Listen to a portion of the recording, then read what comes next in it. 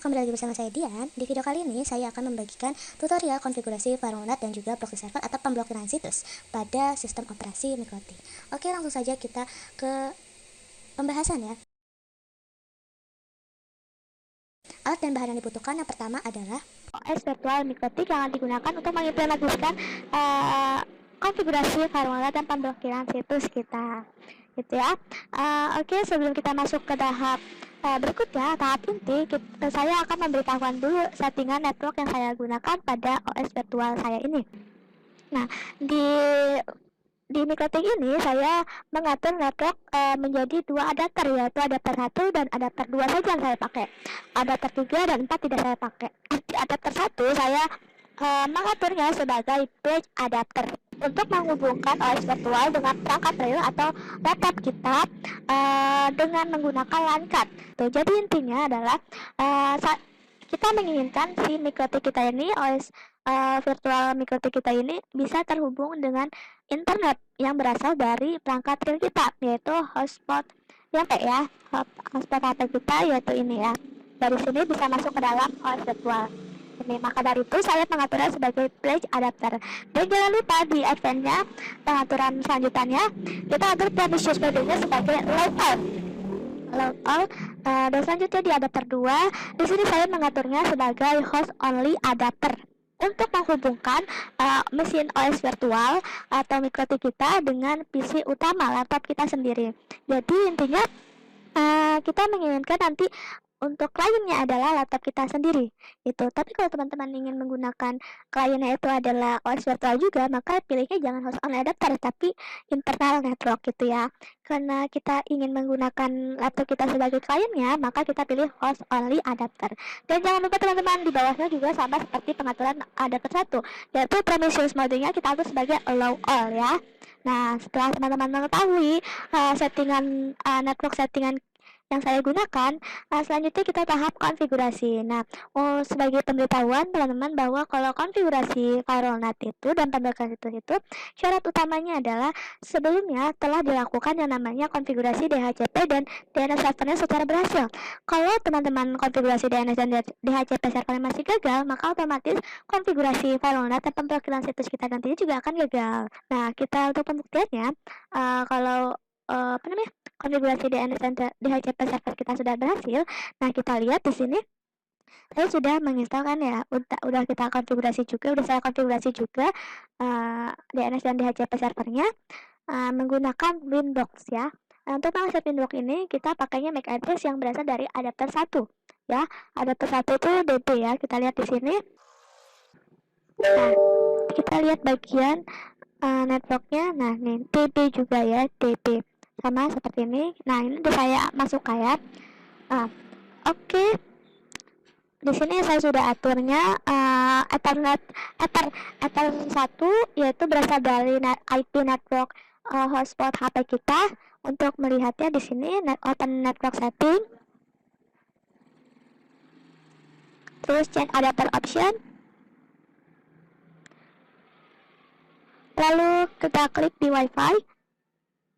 Nah, ini adalah IP dari hotspot kita yang kita pakai dan sebagai IP dari Ether 1 gitu ya. Kalau IP Ether 2-nya itu setelah kita mau mengatur IP sebagai apa. Nah, di sini saya mengaturnya sebagai menjadi IP 60.60/24 ya.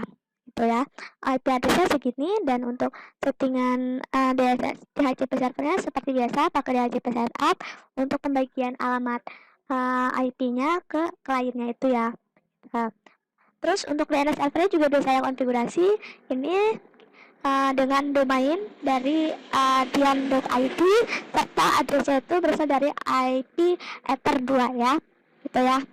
Oke, untuk pembuktiannya pengujian dari DNS dan servernya telah berhasil. Bisa kita lihat di sama di network connection, kita lihat di VirtualBox host only network 2 karena di sini kita mengaturnya sebagai network 2 ya. Nah, kita lihat di adapter 2-nya. Nah, sama ya. Ini ya. Ini udah sama kan ya. Kita lihat di sini ya. Sininya Nah, di sini sudah masuk ya IP dari DHCP servernya. Pembagiannya sudah masuk, DHCP kliennya sudah masuk ya. Nih, sama kan? Sama. Oke, selanjutnya kita tes apakah si klien ini sudah mendapatkan koneksi internet. Kita buka command prompt-nya untuk mengecekkan apakah klien kita si klien ini sudah mendapatkan koneksi internet atau belum. Dengan mengetikkan ping 888. Ini artinya adalah 888 itu adalah IP alternatif dari Google.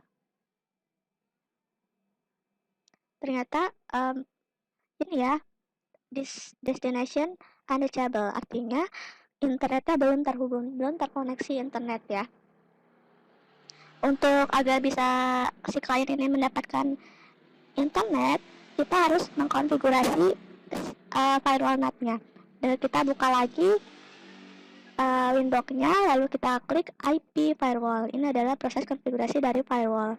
Lalu di bagian NAT ini kita perbesar dulu.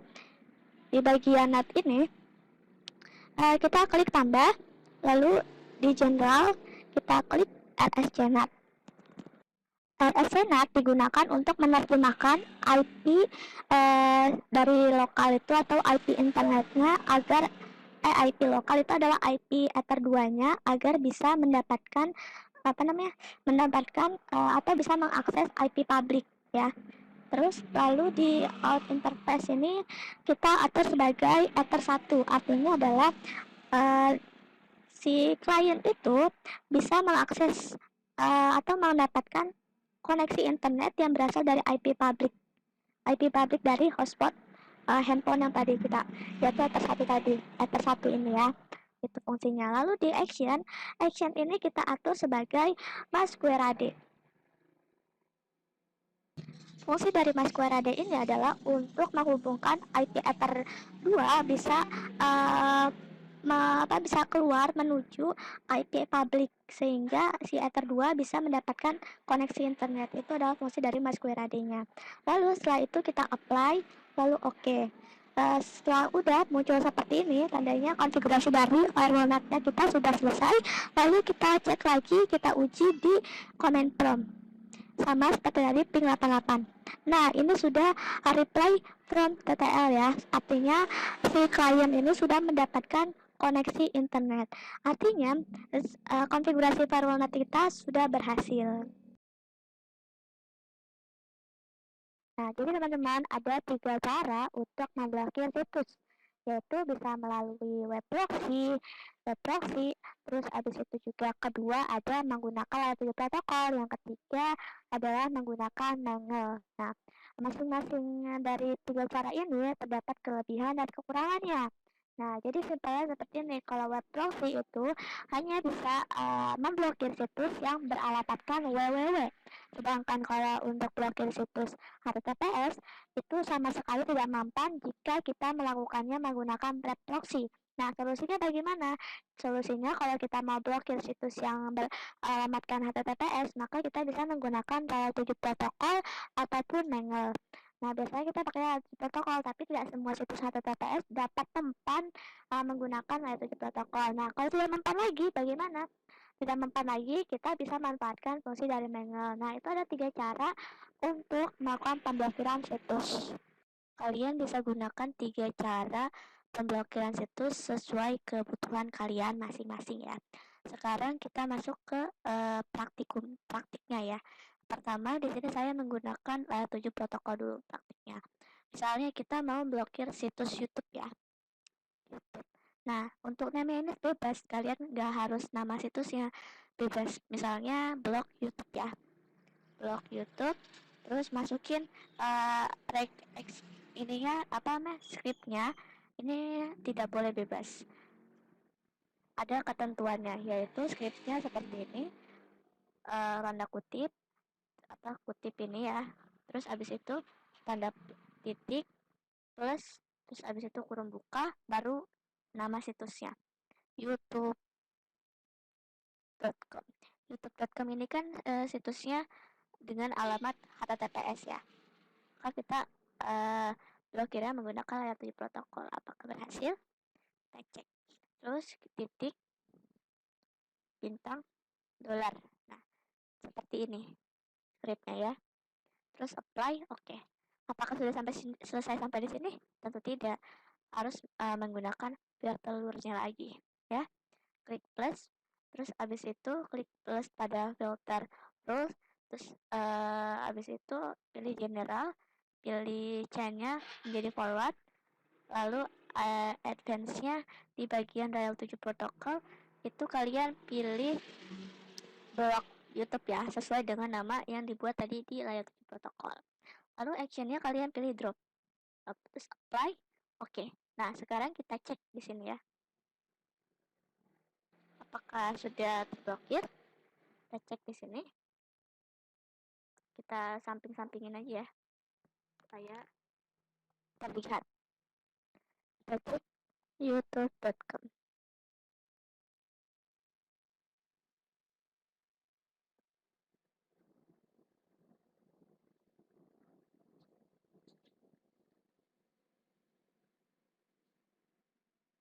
Oke, mungkin kita matiin dulu ya ininya.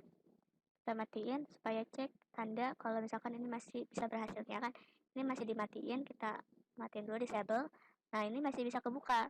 Tapi kalau kita centang ininya, centang nih, centang firewall di sebelumnya itu, kita enablekan lagi, maka saat kita cek lagi, kita refresh, itu maka nanti hasilnya keblokir. Tapi sebelumnya kita hapus dulu chatnya di story supaya terblokir, bisa terblokir karena ada bekasnya kan chatnya. Kita hapus dulu.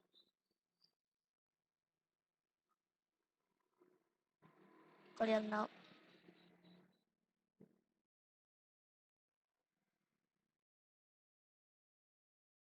Dan sekarang kita cek lagi youtube.com.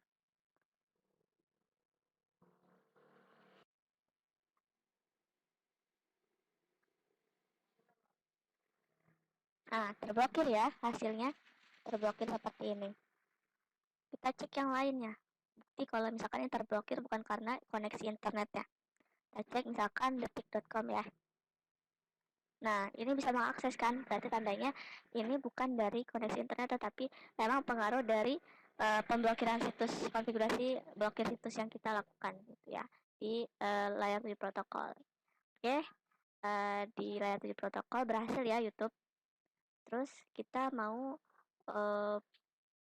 menggunakan, kita coba yang bagian web proxy ya. Web proxy kita enable blokir situs melalui web proxy. Lalu di change administratornya, ini kalian bisa ubah webmasternya menjadi nama domain DNS kalian. ID bebas. Lalu klik akses. Lalu di sini sebelumnya sudah pernah dibuat ya. Ini www.linux.org. Coba kita hapus terus kita klik plus. Lalu kita tambahkan masukkan IP yang menjadi tempat pengaksesan atau si kliennya itu supaya tidak bisa blokir ya. 24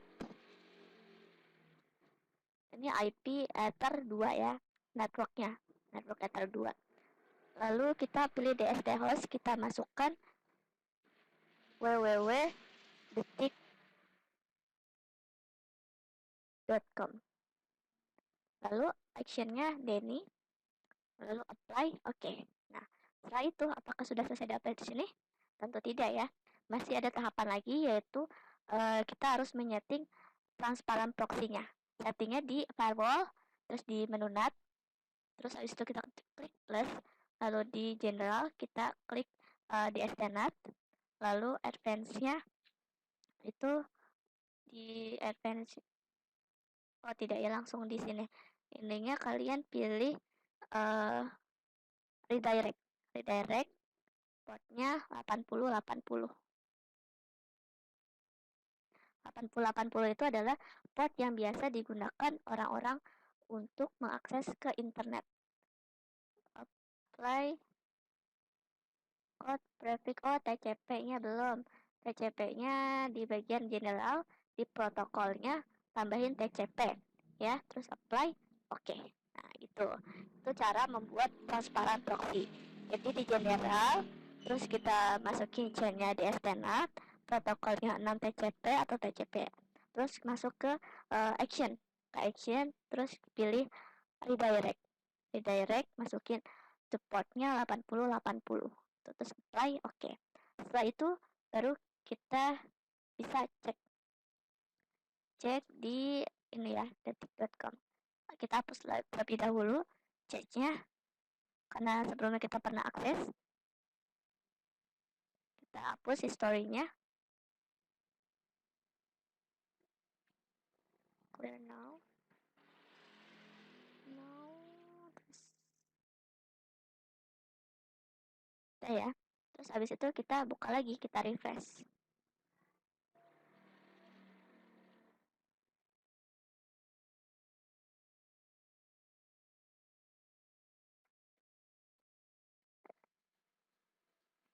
Kita buka tab baru aja ya. Kita tulis sama aja kok, detik.com. Ini kan bekas tadi yang udah kebuka, ini lagi proses loading ya.